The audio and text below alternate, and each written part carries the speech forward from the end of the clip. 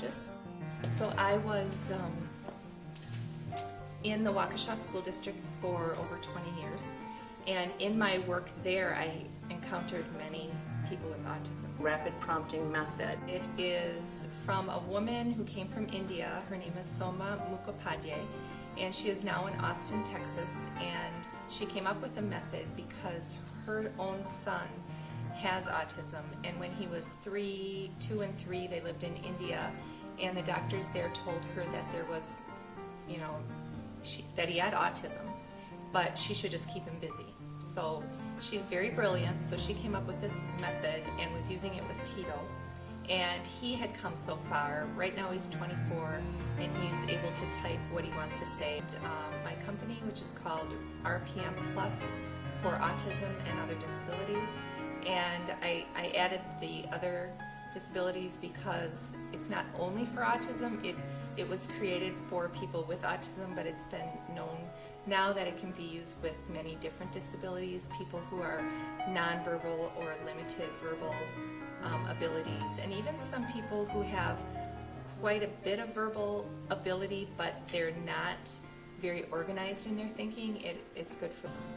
So what it is it's a teaching method. It's a method to teach academics, and that leads to communication.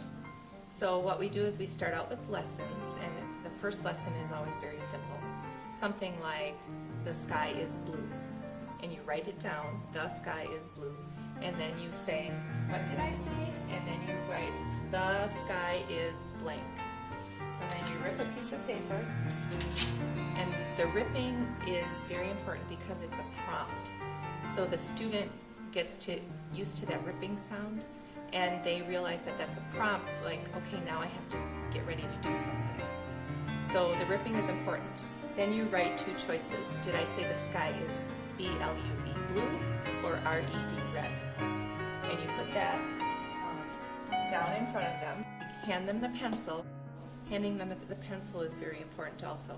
It's another prompt that they know, now I have to choose. So we have to teach them what to choose and how to choose.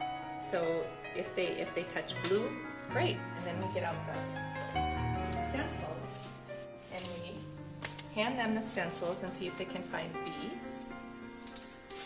L on here, and so on, U, and then E.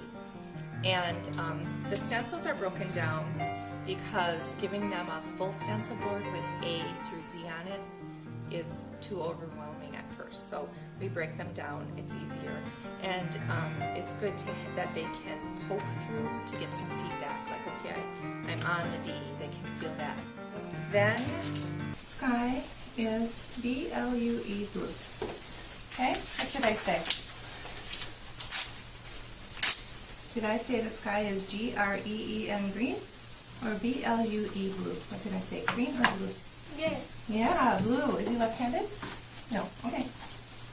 Spell blue. B. Good.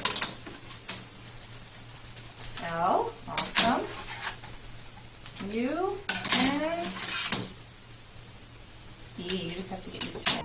And you gradually go from this to this. And sometimes it's easy, sometimes it's not so easy to go from one board to the next. And then you graduate up to perhaps a laminator board, A to Z style. And I also have, the ultimate goal is to get the students onto a keyboard. And it can be any keyboard. So it's just quite a long process to get them from the beginning to the keyboard. But it is possible. I have quite a few students right now who are working with this board flat on the table. We're trying to get there. So then the next step would be the keyboard. So it's been a great voice for people with autism because they understand. And for a long time, I knew that they understood a lot, but I didn't know how to get it out of them, what they wanted to say, and I could see frustration.